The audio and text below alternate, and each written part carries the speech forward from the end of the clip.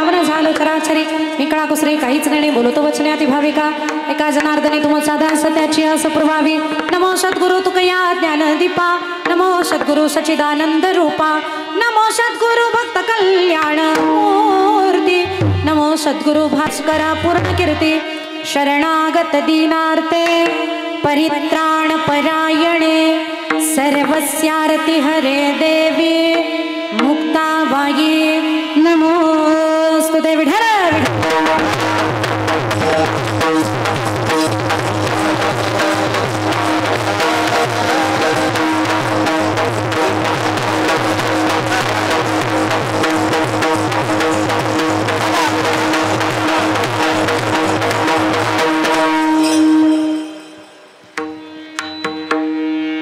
आज आपण सर्व मंडळी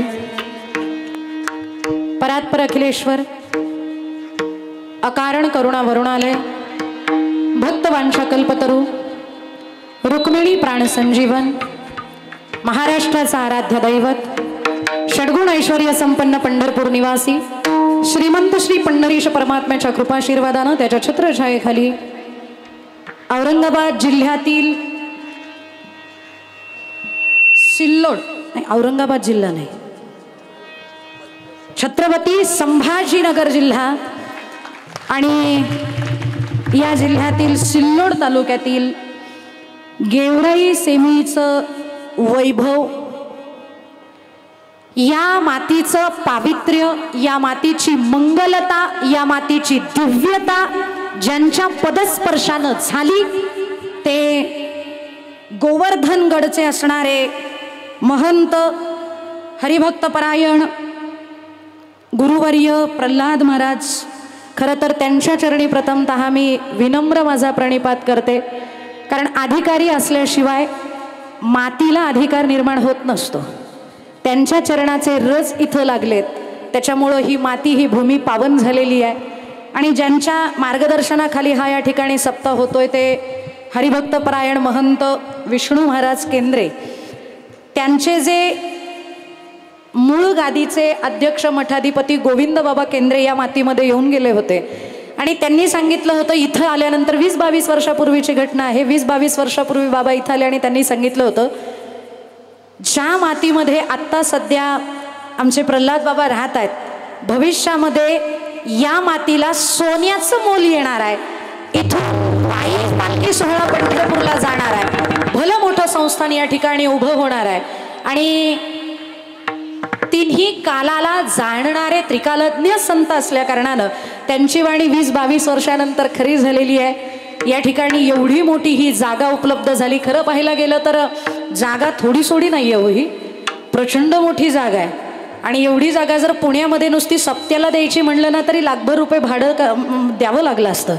पण ज्यांच्यामुळं ही जागा या ठिकाणी प्रल्हाद बाबांच्या या गोवर्धन गडासाठी इथं मिळालेली आहे, ते आमचे टाटे भाऊ, हरिदास भाऊ टाटे, त्यांचं खरं तर ऋण व्यक्त केलं पाहिजे. तुमचं काहीतरी फार मोठं पुण्य. जमिनी काही फक्त तुमच्याकडेच आहेत का? अनेकांकडे आहेत, पण देण्याची मनोभूमिका पांडुरंग परमात्म्यानं तुम्हाला निर्माण घातली, कारण तुमचं काहीतरी पुण्य. तुका म्हणे होता ठेवा तोही आपण सापडला. म्हणून या ठिकाणी या गडाचं नियोजन चालू आहे, कामाची सुरुवात आहे आणि काळजी करू नका. प्रल्हाद बाबांनी पूर्वी इवलेसे रोप लाविले द्वारी, पण आत्ता लोक बघितल्यानंतर असं वाटतंय त्याचा वेलो गेला गगनावरी. आणि पुढच्या तपोपूर्तीला जरी मला कीर्तनाला नाही बोलवलं, मी सदिच्छा भेट द्यायला येईल बाबा, पण त्यावेळेला मोगरा फुलला फुले वेचिताची बहरू कळी असे आला. खरं तर आशीर्वाद नाहीत, पण ज्ञानाच्या 7 लक्षणांपैकी पहिली लक्षणं सांगितलेली आहे ती म्हणजे शुभेच्छा. सुविचारणा तर इथल्या मंडळींकडे आहे, पण शुभेच्छा व्यक्त करते आणि माझ्या कीर्तनामध्ये प्रवेश करते. विठ्ठल.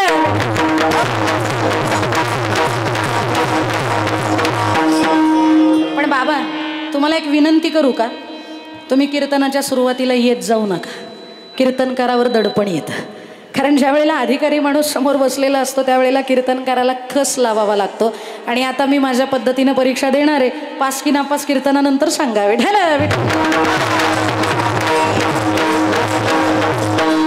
चला, वेळ बराच झालेला आहे. मी आलेली आहे जवळपास 7-8 तासाचा प्रवास करून, मला जायचं आहे 7-8 तास प्रवास करून. त्याच्यामुळं किमान माझ्याकडे आता जेवढा वेळ राहिलेला आहे मोजून माझ्याकडे 55 मिनिटं आहेत आणि मी इथं 8:30ला आलेले असल्या कारणाने मी बरोबर 9 वाजता कीर्तन संपवणार आहे. त्याच्यामुळे मोजून माझ्याकडे 55 मिनिटं आहेत. पण आता मात्र सगळ्यांना विनंती आहे, समजा एखाद्याला थोडंसं फिजिकली काहीतरी त्रास झाला म्हणून ते गेले, त्रास एकाला झाला पण अख्खं मांडवातलं वातावरणच बदली झालं. माझं विठोबा रखुमाई फक्त हरी जय जय एवढ्यावरतीच थांबवावं लागलं. त्याच्यामुळं कोणीही हालचाल करू नका, आपापसात गप्पा मारू नका. तुम्हाला नाही कीर्तन ऐकावं असं वाटलं तर जागच्या जागेवर झोपी जा. जेवणं चांगली झालेली आहेत, थोडंसं वारं लागणार आहे, जागेवर झोपा, पण आपापसात गप्पा मारू नका. तरी अवधान एक वेळ दिजे, मग सर्व सुखासी पात्र होईजे, हे प्रतिज्ञोत्तर माझे उघडाय का. विठ्ठल.